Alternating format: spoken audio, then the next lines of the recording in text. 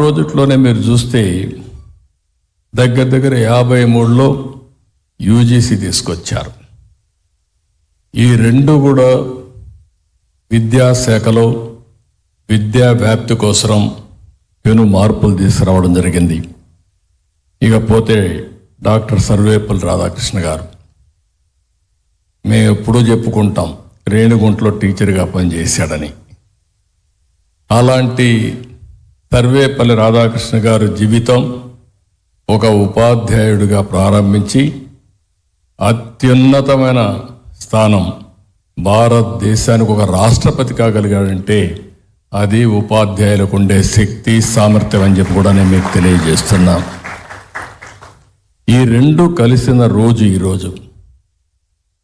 అయితే ఇది మనం చూస్తే దగ్గర సెప్టెంబర్ 5వ తారీఖున గురు పూజోత్సవ సందర్భంగా మనం ఈ కార్యక్రమం పెట్టుకోవాలి.